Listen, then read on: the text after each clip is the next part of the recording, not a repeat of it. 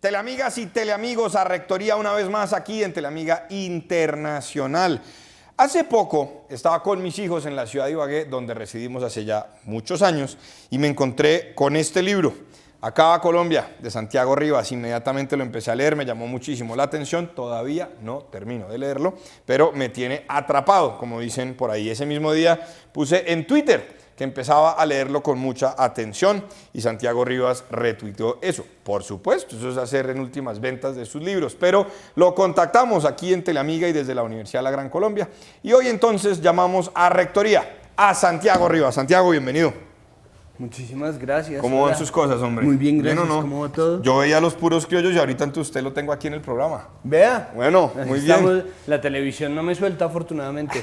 Bienvenido, Santiago. ¿Ya había venido a la Universidad de la Gran Colombia o no? No, señor. ¿Primera vez? Primera vez en la universidad. Bueno, oiga, yo empecé a leer su libro. Ajá. Provocador, por supuesto. Sí. Los pies de página me han llamado la atención. Digamos, aclaran una cantidad de cosas que a veces todos pensamos, pero que nadie escribe, por alguna razón. Pero bueno, para la teleaudiencia aquí en Teleamiga Internacional, primera pregunta que le hacemos a todos los invitados. ¿Quién es Santiago Rivas? Qué difícil. Es decir, esa pregunta es difícil porque la libertad es dificilísima. Entonces, yo normalmente opto por decir, soy hijo de mis papás, hermano de mis hermanos, novio de mi novia, futuro padre de mi hija, tío de mi sobrino e hincha de Santa Fe. Pero si a eso le quiere sumar ocupación, rebuscador. ¿Se bandea? Sí, yo me bandeo, exactamente. Eso ¿Usted es lo qué que yo estudió? hago. Artes plásticas. ¿En dónde? En la Nacional. Ok. ¿Y cómo llega usted a hacer todo lo que hace? Porque usted está pues en un colectivo, saca este libro que me ha parecido muy interesante. ¿Todavía tiene su programa Señal Colombia? No, se acabó. Se acabó Los Puros Criollos. O sea, sí se lo censuraron. Perdón, sí lo acabaron. Sí, literalmente mataron la producción. Pero eso queda así. Lo que pasa es que yo no tenía un trabajo, yo no tenía un contrato con RTBC, sino un freelance que aparecía cada tanto que eran Los Puros Criollos y ahí simplemente lo que se hace es que no se vuelve a renovar ese contrato y ya. Entonces, pues Los Puros Criollos sí, en lo que a mí respecta creo que se acabó.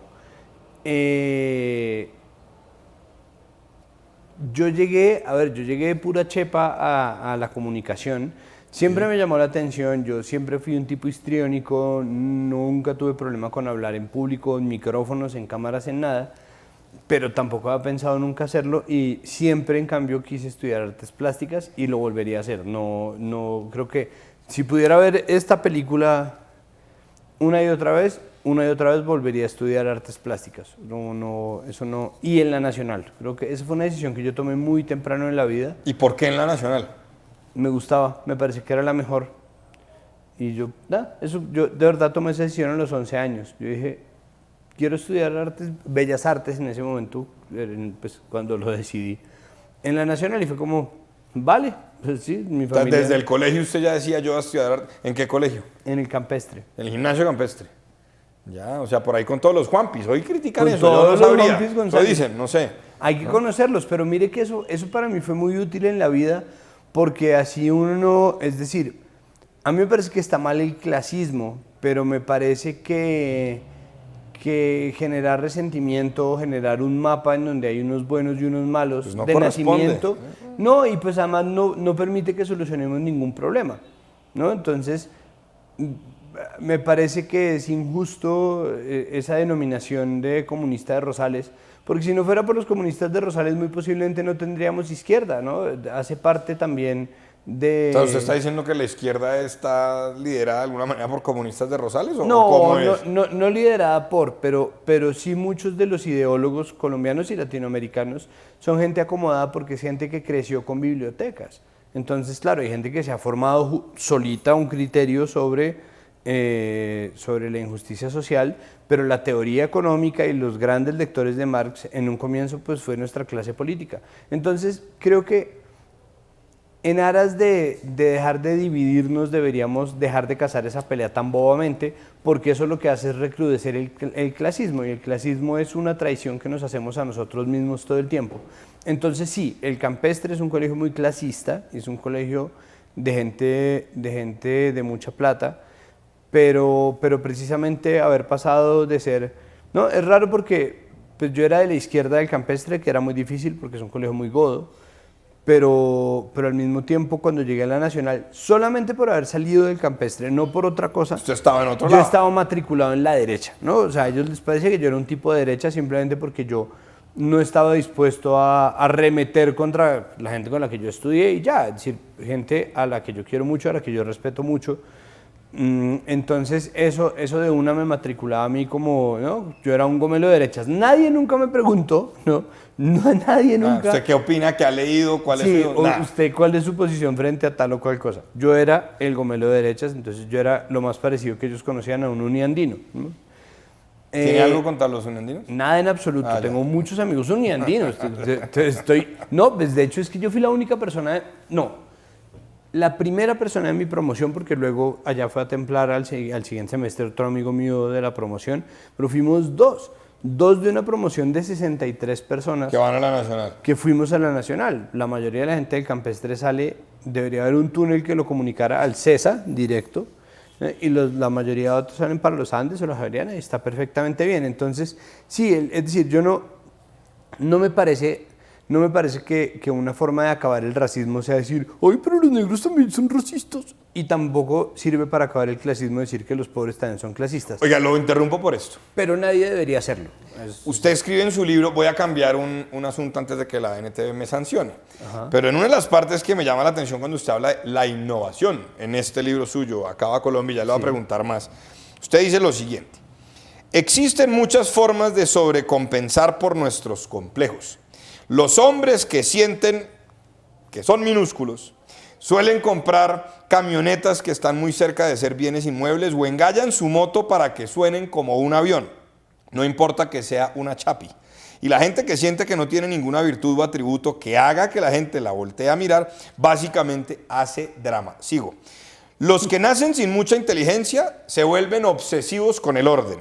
Y quien es demasiado inteligente para su propio bien, muchas veces se vuelve autodestructivo para compensar su falta de aptitud social. No todo el mundo lo hace igual, pero existen patrones y uno de esos es la sobrecompensación en respuesta a la pobreza. De ahí nace nuestra idea de innovación. Y por supuesto usted desarrolla ese planteamiento. ¿Cómo así? Yo creo que nosotros en general en Colombia llevamos replicando un país durante 200 años, ¿no? Los gestores de nuestra independencia eran gente que quería pagar menos impuestos y quería acabar con una cadena de burocracia muy corrupta, que era el virreinato, para ser gobernado directamente por la corona española. Ellos no aspiraban a tener un país, pero agarraron a un imperio español muy debilitado, agarraron una España muy debilitada, que estaba además presa del imperio francés, y terminaron sacándolos de acá, y quedaron con un país en las piernas, ¿no? Un poco como...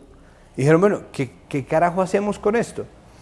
Y lo que decidieron hacer finalmente fue importar un país, y desde entonces llevamos importando un país, ¿no? Como, no, tráigame estos estatutos de Francia, tráigame esta vaina de acá, hagamos esto acá, y nunca jamás nos pusimos a darle las vainas. Con el tiempo eso puede generar crisis de sentido. ¿A qué me refiero yo? Nosotros no entendemos el propósito de las cosas, y nosotros no entendemos tampoco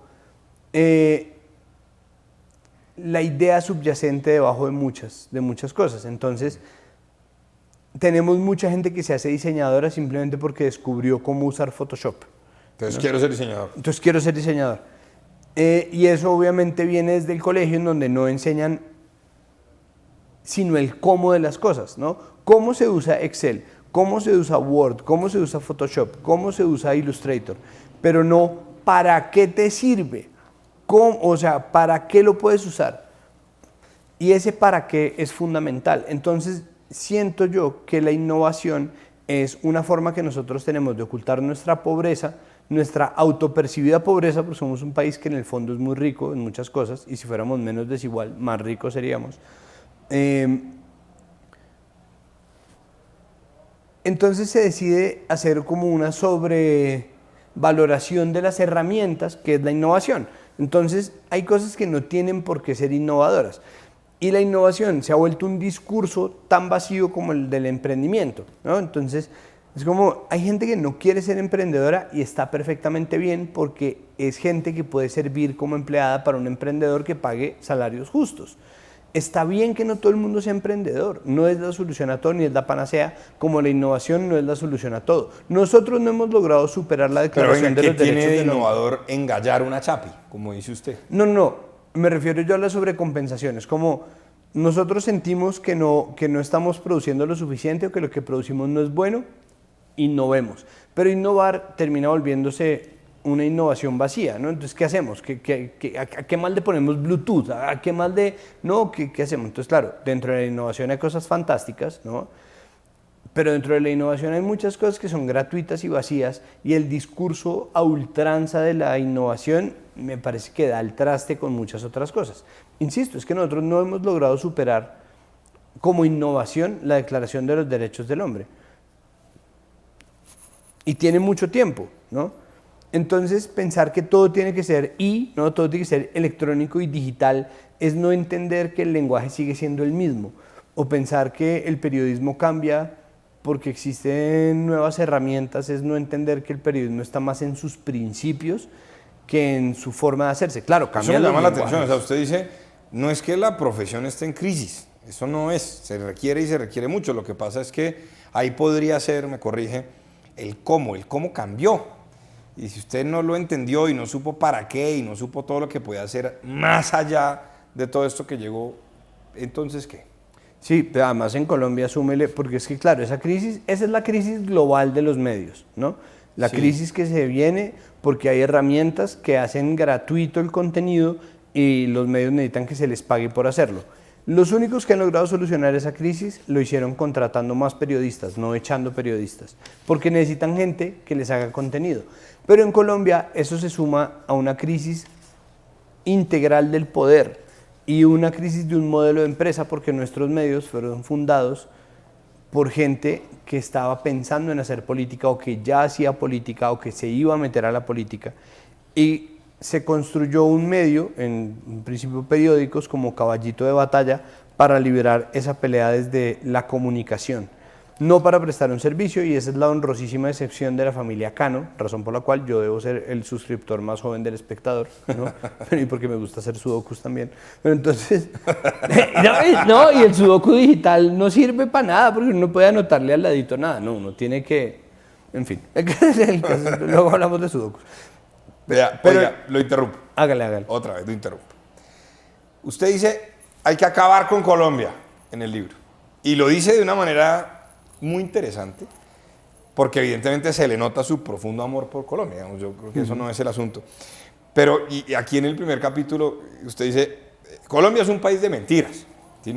Es una mentira el cuento de la independencia, es una mentira el cuento de la educación en valores, es una mentira. Usted dice, esto está lleno de un cuento que nos creemos, y por aquí estaba buscándolo otra vez. Usted dice, el decreto antiincendios, ese me llamó la atención. Yo había escuchado alguna vez un cuento similar con otro asunto, una analogía. Entonces dice, vamos a acabar con los incendios. Sencillo, un decreto. A partir de ahora no habrá más incendios. Quedamos. Oiga, y ahorita, por ejemplo, pues hombre, se le cayó la ley de financiamiento al gobierno actual, la declaran inexequible. Tratamos de hacer muchas cosas. La Constitución la hemos reformado más de 45 veces.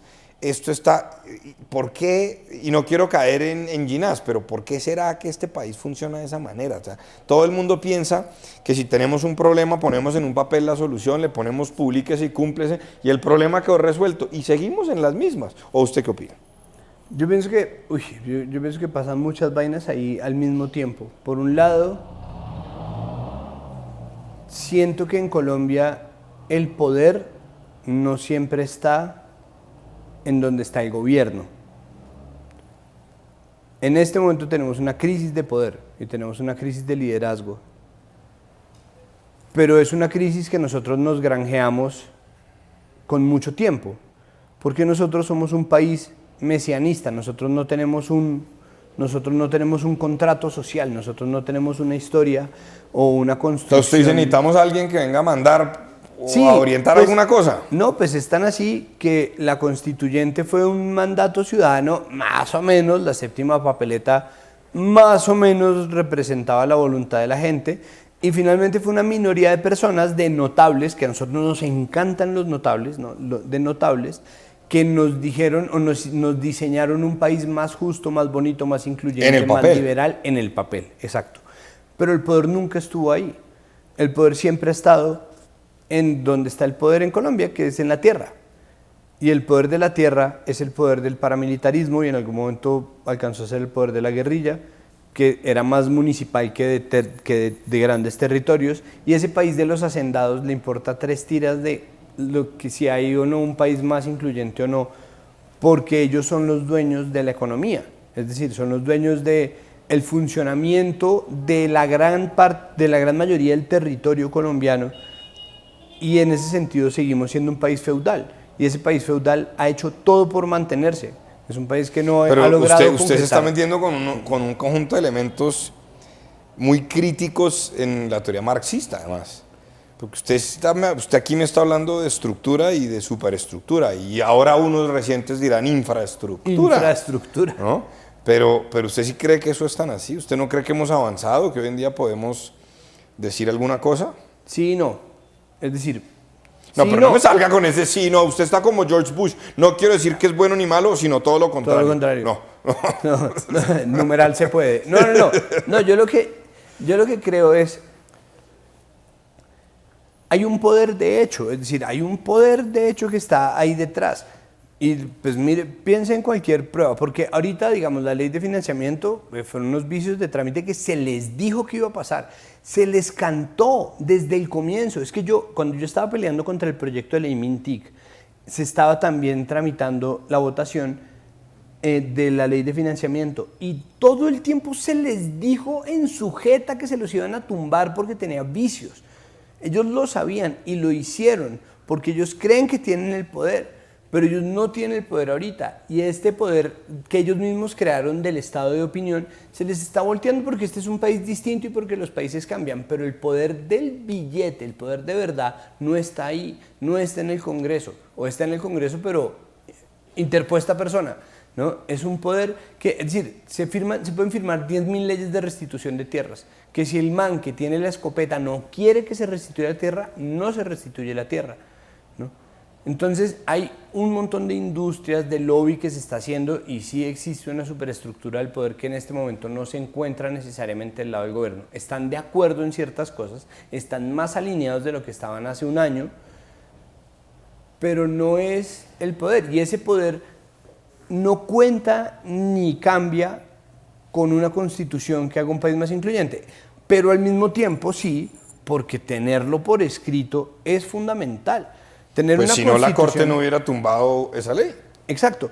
Y tener una constitución que lo que pasa es que a estas alturas del partido suena ridículo, pero tener una constitución que ya tiene 28 años, que finalmente logró, ¿no? O que finalmente reconoció a las poblaciones indígenas como ciudadanos de este país, es un avance. Obvio que es un avance. A las comunidades afro es un avance, es un súper avance. Pero digo, eso tendría que haber sido así desde el comienzo, e igual en muchos casos no se cumple, porque hay muchos casos de desnutrición, abandono, es decir, existe una vulnerabilidad tan grande que es muy difícil hablar de un avance real a pesar de que existe una ciudadanía. Oiga, ahorita le voy a preguntar por la ley Mintic, pero voy a las fotos. Mire, aquí está usted, una persona independiente. Vea. El independiente de Santa Fe. Rojo siempre, vea. Sí, pero ahí usted estaba como anhelando que algún día ganaran algo, ¿o qué? Yo creo que alguien me estaba por ahí hablando. Le tengo esta otra, vea, la verdad, esta otra. ¿No? Sí. Ahí usted no podía estar más alegre ahí, hermano. ¿Qué tal esa sonrisa de esquina a esquina? ¿Qué tal esa cara? Y lo verdad es ¿Qué fue eso? Cuente a ver. Acuérdese que una foto per se no es necesariamente cierta, pero en ese momento yo estaba payaseando en alguna, y me agarraron en ese momento haciendo cara como... Pero dígame, ¿quién de nosotros no ha tenido jabón el rey? Es que sirve, es que todo, es que mire, ahí sí, volvamos. Si usted lava ropa, para lavar ropa. Si usted lava el piso, para lavar el piso. Si usted es punk, para pararse la cresta. Si Eso usted sí, tiene... clarísimo, los punquetos uno les tenía que ayudar además. Claro, Claro, sí me acuerdo mucho. Si usted tiene caballo, para pulir el caballo. Si usted es pelinegro, para el negro brillante. Si usted es pelirrojo, para que el color del pelo no es que. Si las camisas son blancas, no sirve para todo. Tapa o sea, ¿Y usted hizo un puros criollos de Jabón el Rey? es uno de mis capítulos favoritos. Oiga, ¿y dónde puede ver uno de los puros criollos hoy en día? ¿Los tiene en YouTube? No, hay algunos están subidos a YouTube, pero oficialmente están en rtbcplay.co. Pero ahí están todos. Casi todos. Hay unos que por cuestiones de derechos de autor no pueden estar. La primera temporada toda no. ¿Por qué no? Por musicalizaciones. Que antes en el 2009, cuando se estrenó la primera temporada, no había una conciencia tan clara de Internet, ni se subían las cosas a YouTube. Entonces el derecho de autor funcionaba a la antigua, es decir, el canal paga una cuota de Saico de Asimpro o de Saico. Y ya con eso. Y con eso usted puede musicalizar y esa canción, según suene, los entregables incluyen eso y se le envían sus regalías, sus 10 pesos oro a cada cantante o cada autor y bla. Luego, cuando llegó ya Internet en la segunda temporada, pues empezaron a subir, pero además en esa época dentro de los entregables no pedían los programas por partes, ¿no? el archivo completo para poderle sacar cosas, sino estaba el archivo completo y ya. Entonces no se le pudo quitar la música, no se pudo remusicalizar, entonces tocó dejar así.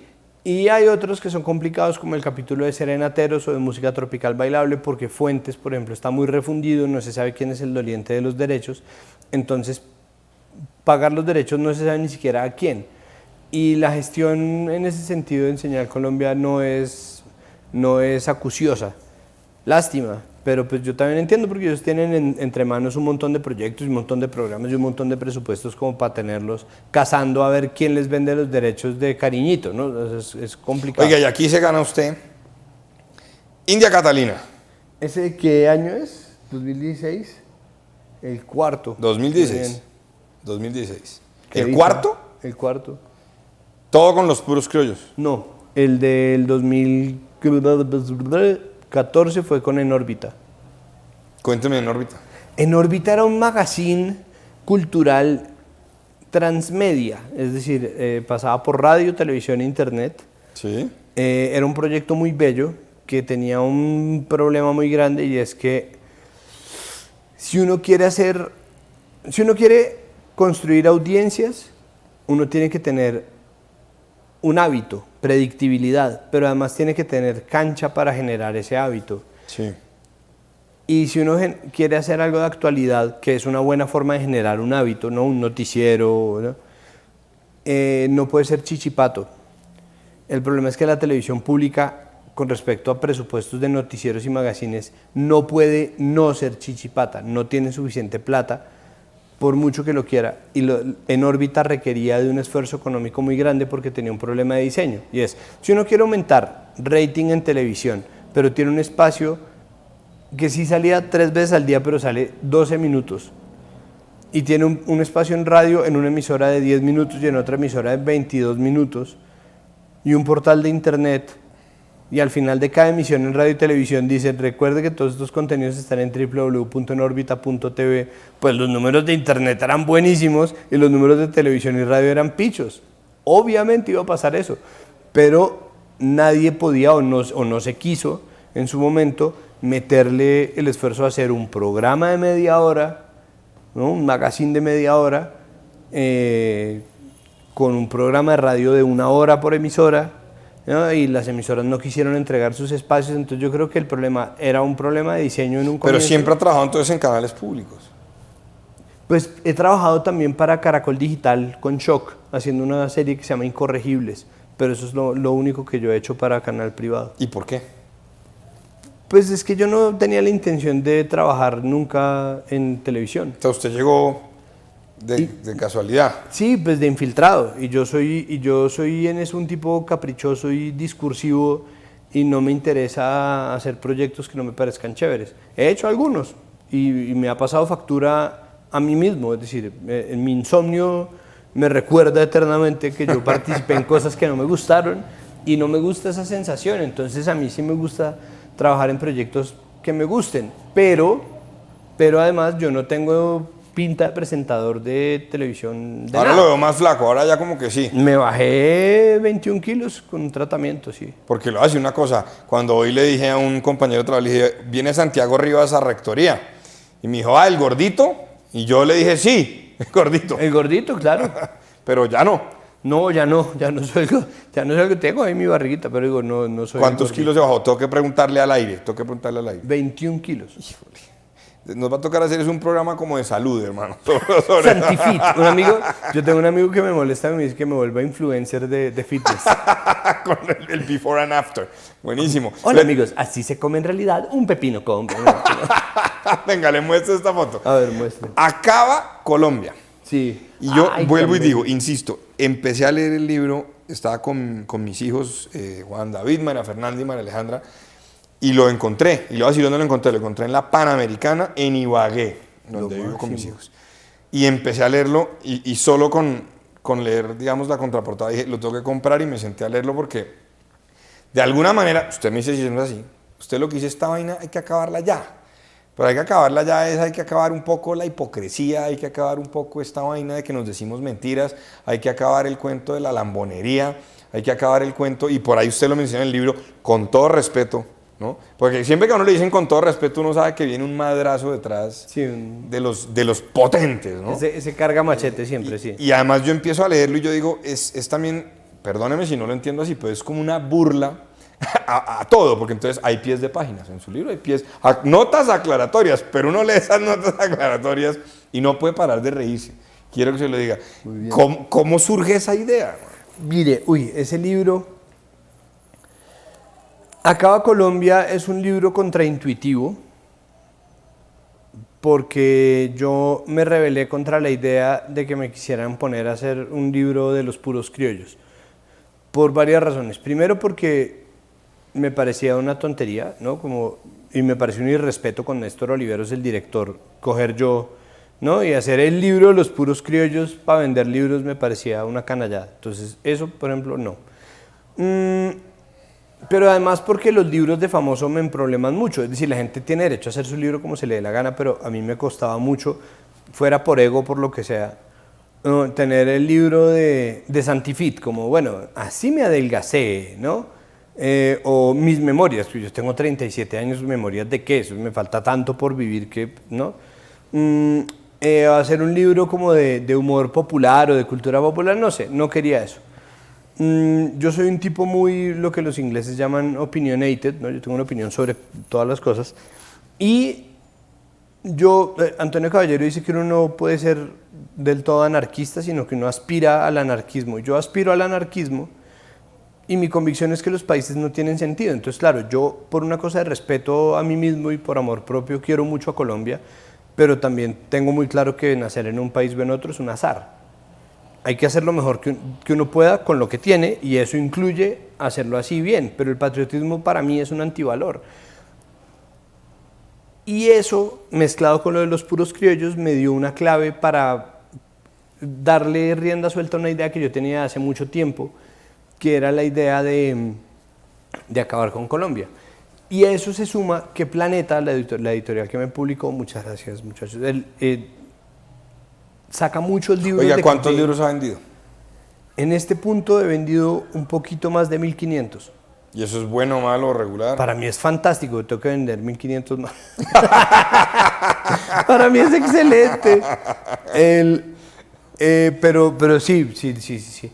Pues la idea era vender más, y por eso yo creo que querían los puros criollos el libro, ¿no? Como un libro de famoso, normal.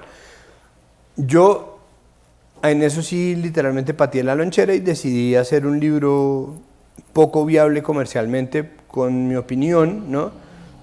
Un libro que fuera un acto anarquista, pero que al mismo tiempo hablara desde la emoción y desde la intuición de temas racionales como la política y como nuestra construcción social, porque creo que a nosotros nos hace mucha falta eso. Entonces decidí hacer un libro de opinión, que es como una columna de opinión de 208 páginas, pero yo cuando escribo, y ahí viene lo de los pies de página, soy muy serio. O sea, yo escribo como, no, yo no entiendo, yo hablo y mamo gallo y bla, pero a la hora de escribir me pongo súper... ¿Y entonces el pie de página es su válvula de escape o qué? Sí, porque es que yo hablo mucho haciendo paréntesis, entonces yo hablo tomo una pausa, hago un chiste bobo con lo que dije o bla. Entonces, en vez de llenar el libro de paréntesis, que lo habría hecho absolutamente ilegible, decidí echar mano de un recurso que le vi a un escritor dominicano-americano que se llama Junot Díaz, que tiene una novela hermosa, pero buenísima. Mi hermano Ricardo lo entrevistó en Arcadia, sí señor. Junot Díaz. Junot Díaz es fantástico, el man tiene un libro que se llama La breve y maravillosa vida de Oscar Wilde, que les recomiendo siempre, a ojo cerrado. Y que en su versión en inglés está escrito en Spanglish, para mayor maravilla, porque de verdad es un librazo. Y el tipo tiene un montón de pies de páginas, tiene pies de páginas de una página de largo contando, haciendo aclaraciones sobre la historia de República Dominicana, sobre Rafael Leónidas Trujillo, sobre la historia, no haciendo anotaciones, pero en las anotaciones también mamaba mucho gallo. Entonces yo dije, no, voy a echar mano de eso y lo voy a hacer para que parezca un libro serio. Pues para que parezca es un libro serio, o sea, es en serio, pero es un libro que busca mamar mucho gallo. Dicen que no hay nada más serio que el humor, ¿no? Exacto. Y hacer humor es un mar de lágrimas. Venga, le muestro esta otra. A ver. ¿Qué es esto de la recontra? La recontra. Celebra y resiste. La recontra es... Bueno, Tengo que reconocer que yo aquí estoy teniéndome porque una persona tan conservadora como yo, y aquí Santiago me dice que es anarquista y una otra cosa, pero bueno. Sí, mire cómo son las vainas. Pero mire que uno de mis mejores amigos y uno de mis más gratos interlocutores es un conservador de Racamandaca, que en este momento está en Cúcuta y se llama Francisco José Hunda. Lo conozco bien. Me imagino Pacho que lo Hunda, conoce, sí, a Pacho claro, Hunda. Sí. La ventaja de ser conservador es que como somos poquitos uno se conoce con todos, ¿no? Dicen por son ahí. como de un municipio el único municipio más pequeño que el norte de Bogotá es el Partido Conservador. No, tampoco, somos 2 millones. Bueno, está bien. Vea, la recontra es un colectivo. Bueno, era porque ya se está acabando. Sí. Que nació en torno a una fiesta. Yo pongo música en bares, una de mis actividades de rebuscador es poner música en bares, que se deriva de mi oficio no pagado de DJ de fiesta de casa. Y la recontra fue una reunión de amigos con los que nos dedicamos a hacer fiestas. Y las fiestas son fiestas de resistencia, pero ante todo, más que la música, pesaba el modelo. Entonces son fiestas que nosotros hicimos a nuestra manera. Y eso quiere decir, hicimos una fiesta creativa, una fiesta barata, una fiesta incluyente, en donde no había filtro. El único filtro es como si estás hecho un pesado, chao, pero siempre y cuando... si no vienes armado entras y fue un experimento muy interesante y nos duró 10 años de hacer fiestas muy muy chéveres. Y yo soy además, ¿qué hace un artista plástico sin diploma? Diseño gráfico. Entonces yo soy el diseñador entonces yo soy no, y artes también, pero digo, entonces yo soy el diseñador de esos afiches. Ese afiche era, nosotros le poníamos temas a las fiestas. Entonces, claro, al cabo de 9 años, ¿no? 8 años, 7 años, ya los temas empiezan a agotarse. Nosotros tratábamos de mantener siempre un equilibrio entre lo discursivo, porque eso se puede poner muy harto, y la fiesta, y las fiestas eran fiestas, ¿no? No era como, paremos para reflexionar sobre la desigualdad. No, era cero. fiesta. Era fiesta. Sí. Lo que pasa es que la reflexión sobre la desigualdad era siempre lo hacíamos en lugares en donde todo fuera absolutamente legal, ¿no? Porque ahí sí, dentro de mis convicciones como anarquista, yo no le voy a pagar un soborno a un policía. Ahí sí, ¿qué clase de anarquista es uno que habilita estructuras de poder convencionales que facilitan y perpetúan esquemas de corrupción?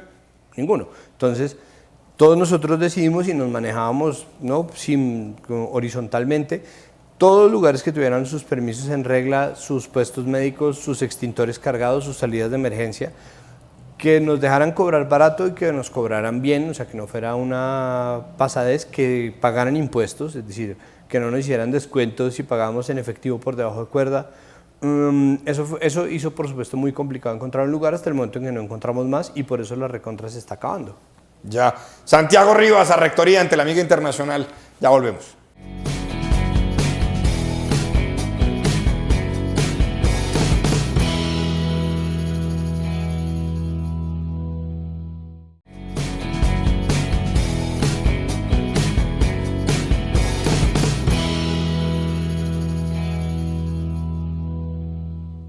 a Rectoría ante la Amiga Internacional. Hoy nos acompaña un puro criollo, Santiago Rivas. ¿Sí se puede decir un puro criollo? Sí, claro, sí.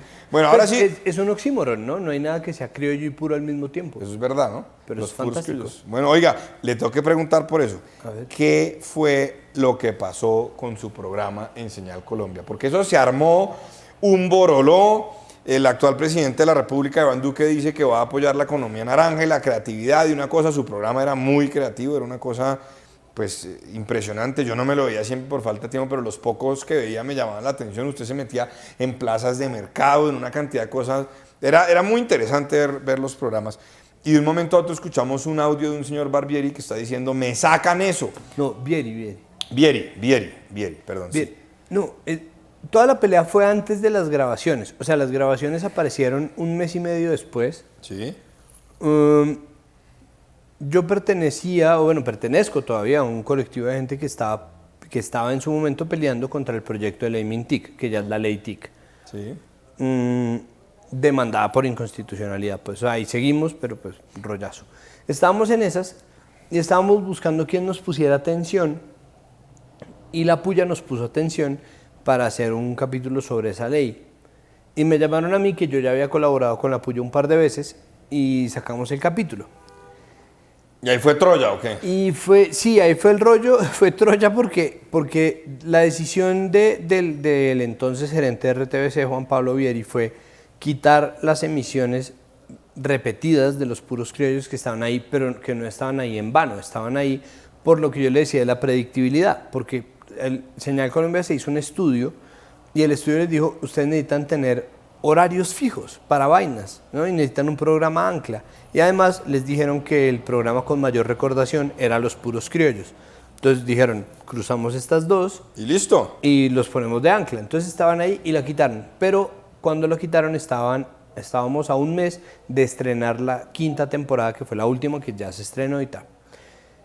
Entonces cuando quitaron los programas de una manera extraña, porque usted sabe que uno fundamenta un caso en una cronología, ¿no?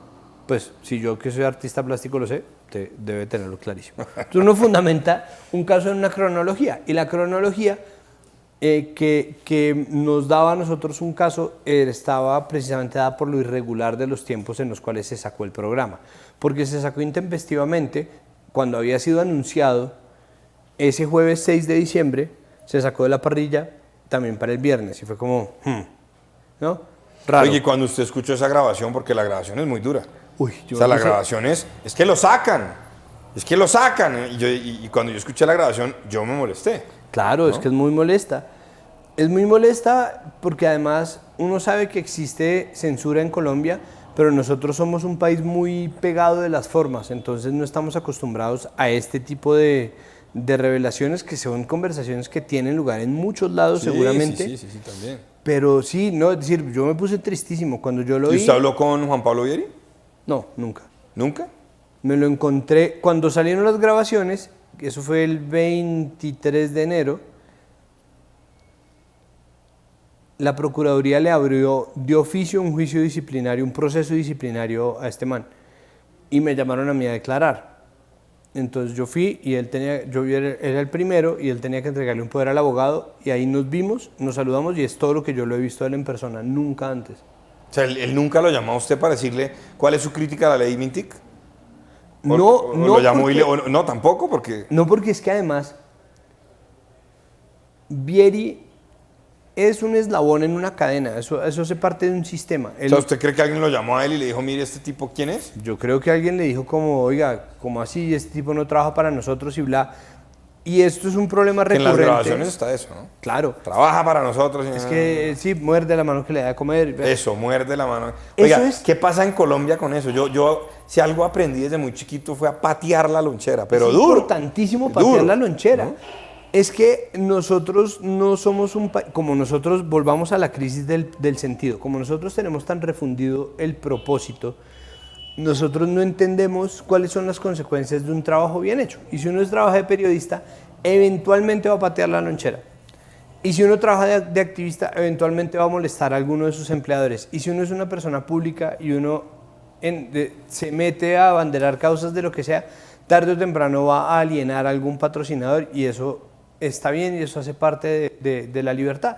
Pero además... Pero no, a usted no debe ser la primera vez que le pasa. No, me ha pasado un montón de veces. Bueno, sin ir más lejos, yo salí diciendo que Semana se financia, esto es verdad, con unos especiales regionales que pagan las gobernaciones. Eso es verdad. Que nadie lee. Eso no lo lee nadie. Y yo estaba escribiendo para esos especiales, pero eso no lo lee nadie. Y yo hacía mi mejor esfuerzo y escribía, eso no lo lee nadie. Y dejaron de llamarme a escribir. Y es como, está bien, yo entiendo. Me parece que es una tontería porque no es per se una crítica. Así se financian, eso no lo lee nadie, eso lo pagan las gobernaciones. Ahí está, ¿no? ¿Por qué en Colombia, bueno, y en América Latina también, por qué nos duele tanto cuando nos dicen las cosas? A mí lo va a reconocer un asunto, bueno, varios, pero a mí en un momento determinado de mi vida, en cargos directivos en universidades, me chocaba cuando me hacían caer en cuenta. Y mucho tiempo después, años después, cuando uno madura mucho y de pronto se vuelve más abierto o lo que sea, encontré eso. Encontré que cuando hacían una crítica que yo compartía, me gustaba, porque de alguna manera están diciendo lo que yo también digo. Si me hacían una crítica que a mí me parecía que no tenía mucho sentido, ni me iba decir nada. Pero cuando me hacían una crítica de algo que yo sabía que estaba haciendo y que a mí en el fondo sabía que no estaba bien hecho, esa sí me molestaba. Claro. ¿Por qué? ¿Por qué? Porque el sentimiento más difícil de digerir yo creo que es la vergüenza. De decir, y tiene razón. cuando uno le señalan un defecto, uno se siente en bola, ¿no? Y uno dice, no. Y lo primero que uno hace es apelar a es que usted no entiende, pero uno sabe que sí. Y bueno, es una cosa de lidiar muy difícil, pero como nosotros no tenemos de nuevo un contrato social, nosotros no tenemos un país hecho con criterio, si nosotros no tenemos un país hecho sobre un propósito claro y sobre unos principios sólidos, sino tenemos una aglomeración territorial en torno a un diseño del poder centralista, después de mucho pelear. Álvaro Gómez decía que Colombia es un país que vive en gerundio.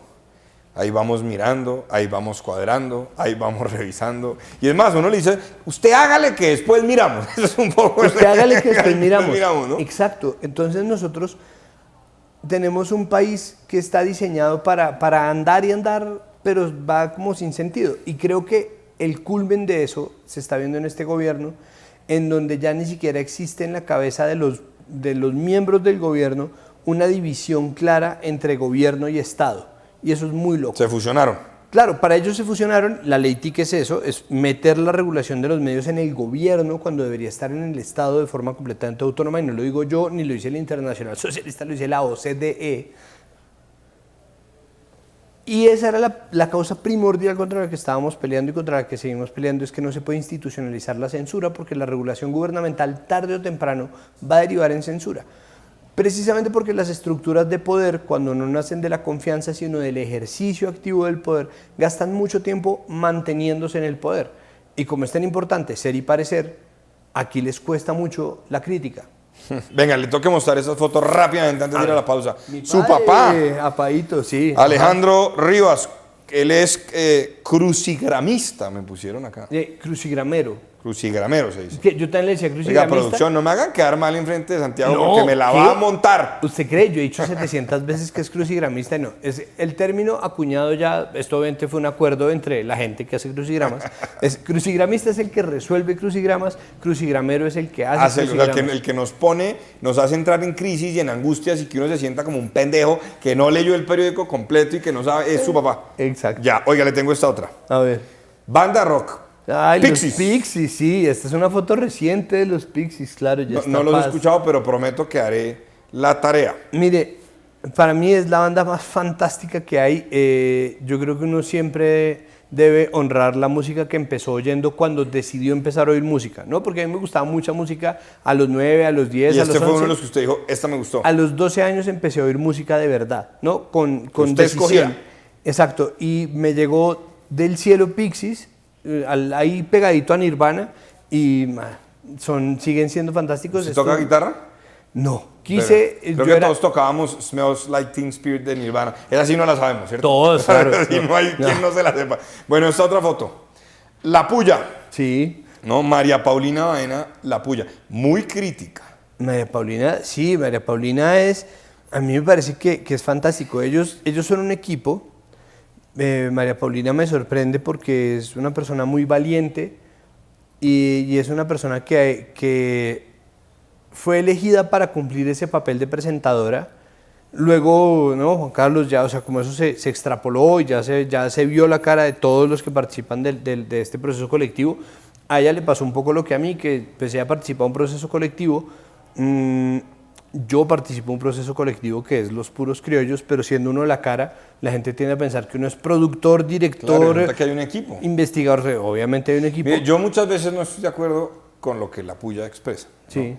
Y a veces, como que digo, creo que se le va, pero debo reconocer que cada vez que yo no sigo muchas, a veces no tengo tiempo, pero cada vez que sale algo de la puya, por alguna razón tengo que darle play, hermano.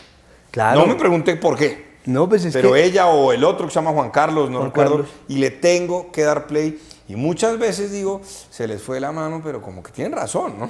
Sí, pues es que ahí hay una cosa que yo creo que nosotros de la mano de María Paulina estamos aprendiendo muchas cosas. Yo a ella la admiro un montón, me parece sumamente valiente. Sobre todo eso, es decir, la valentía de dar el debate contra todo y todos, porque la puya se ha ganado enemistades de los petristas y enemistades de los uribistas y enemistades de los fajardistas y enemistades de los estos y de los aquellos. Y finalmente ese es el trabajo de un periodista. El trabajo de un periodista no es participar del poder y nosotros estamos muy acostumbrados a una prensa y a un periodismo que participa del poder, no que es su propio poder civil, sino que hace parte o ejerce como un organismo del poder político. ¿Cómo es otra? Me dice A que ver. lo vio una sola vez. Juan Pablo, Vieri, ¿qué siente en esa foto? Rápidamente. Pucha, el poder es una droga a la que sí vale la pena hacerle la guerra. Buena frase, el poder es una droga a la que sí vale la pena hacerle la guerra. Y este otro, Álvaro Uribe. Álvaro Uribe, yo creo que lo más importante es el uribismo es una construcción de todos, incluso de quienes nunca fuimos uribistas. El autoritarismo somos todos y el mesianismo es una cocción lenta. Nosotros mismos nos granjeamos esa historia y para la gente que tenga la oportunidad de leer o de ver obras de teatro va a ver que la tragedia es precisamente lo que le pasa a un grupo de personas a las que se les dijo que estaba mal hacer algo y tratando de evitarlo igual lo hicieron, ¿no? Entonces, pues Álvaro Uribe Vélez es una construcción, es un producto de nuestra relación abusiva con nuestra clase dirigente. Como le leía a Alberto Salcedo hace poquito en Twitter, cuando tu enemigo esté cometiendo errores, déjalo. Santiago Rivas, a Rectoría. Ya volvemos.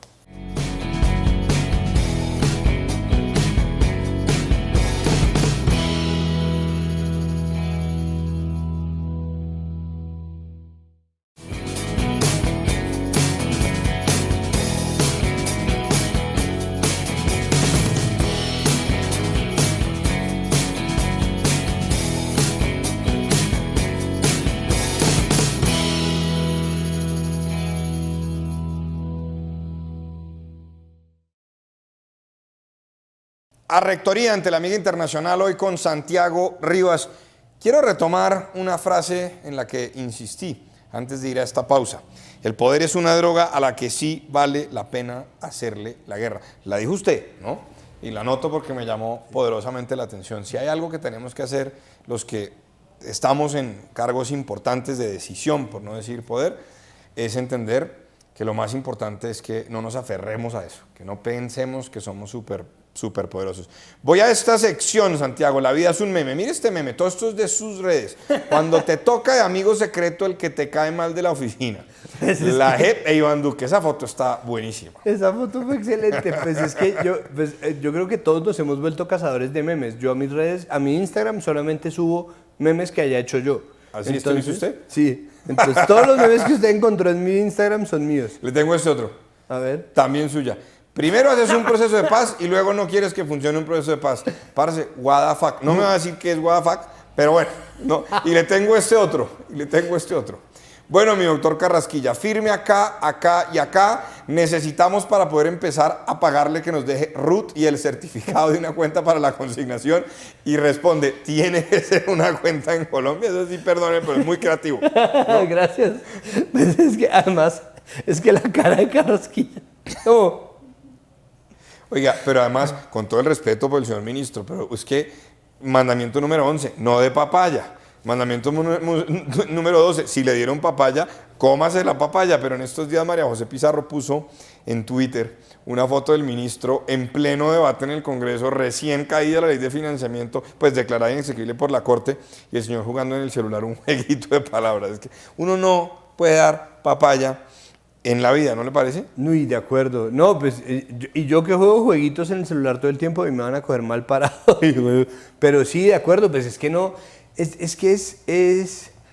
creo que ahora uno no puede escapar de la memoria colectiva. O sea, nosotros seguimos siendo un país muy desmemoriado en la práctica, volvemos a lo mismo, ¿no? Existe un poder al que no le importa esa memoria, pero hay una voz constante que nos está recordando, usted dijo esto, usted hizo aquello. Creo que la coherencia ahora no solamente es una virtud, sino que es una herramienta muy práctica. Oiga, pero este meme, a los que hemos empezado nuestra vida, yo no diría que profesional, porque seguramente empezamos antes, pero nuestra vida laboral, muchos lo hicimos por esas famosas OPS, la Orden de Prestación de Servicios. Y entonces yo recuerdo mucho que en su momento, si el contrato era inferior a 3 meses, uno tenía que cotizar sobre el salario mínimo; si era mayor a 3 meses, tenía que cotizar sobre el 40% del valor total del contrato en mensualidades que correspondan. Eso era, y la verdad, no sé si a usted le pasó, pero a mis 21 años tal vez a veces no tenía para ir a pagar la seguridad social. Y eso era pídale al uno, pídale al otro, yo ya le pago. Yo ahí conocí lo que era el factoring, ¿sabe? Que era un amigo mío que me prestaba los 100 y pico mil, pues se costaba en esa época salud y pensión, y luego me cobraba 5% el tipo. Eso fue factoring. Usted tenía un amigo gota a gota, No, pues, básicamente. ¿Ah? Y claro, yo duré mucho tiempo sin... Yo volví a tener, o sea, yo fui profesor del campestre Sí. entre el 2004 y el 2008. De ahí hasta el 2013 no tuve seguridad social de nada. De nada, porque no había plata. Yo ganaba un sueldo pequeño, suficiente, pero suficiente sin pagar aportes por los crucigramas, que fue fantástico porque mi papá logró configurar para toda la familia un negocio, ¿no? Entonces mi mamá trabaja ahí, mis hermanos han trabajado ahí, yo trabajé ahí. Eso era mi sustento y todo lo demás me lo rebuscaba. Pero pues uno de DJ, qué cotización, ni que nada. Ahorita sí le piden a uno, no, mira, para tu trabajo como DJ, entonces me mandas el RUT. Y es como, pero ¿cuál RUT? Ya me estás pagando 400.000 pesos, no me jodas. Hay un grupo de punk por ahí en Bogotá que tiene una canción que el coro dice, pero no tengo el RUT. Pero no tengo el RUT. Y ahí está. Y la burocracia parece a veces disuasoria, ¿no? Entonces yo incluso dejé de cobrar plata a veces porque me decían, no, mira, tienes que sacar RUT y RIT, ¿no? Porque los rolos no entendimos. Claro, el RIT distrital. Sí, es que los rolos no entendimos que RUT, la U de RUT es único. No. Necesitamos otro registro. Entonces sacaron el RIT, que es una vuelta de 3 horas para una cuenta de cobro entre 100, es una tontería. Pero entonces, bueno, hay que hacer esa vuelta. Entonces, bueno, yo soy inepto para la burocracia y esa papeleadera hizo que yo muchas veces dijera, ¿sabe qué? No voy a cobrar esta cuenta. Entonces yo regalé trabajo alguna vez porque yo no tenía seguridad social de nada. Solamente cuando ya me llamaron a trabajar en Señal Deportes, que era un contrato con una productora para hacer, ¿no? Fue que yo dije, ok. Y ahora que va a ser papá, espero que no deje de hacer aportes nunca. No, por favor, a la jamás. Seguridad social, porque uno no sabe. Santiago Rivas estuvo con nosotros hoy a Rectoría. Santiago, siempre bienvenido aquí a la Universidad de la Gran Colombia. Yo dejé aquí esto botado. Sepa que siempre está en su casa, ¿no? Muchas gracias y muy a la orden para lo que se necesite. Muchas gracias por comprar el libro. Bueno, muchísimo. adiós.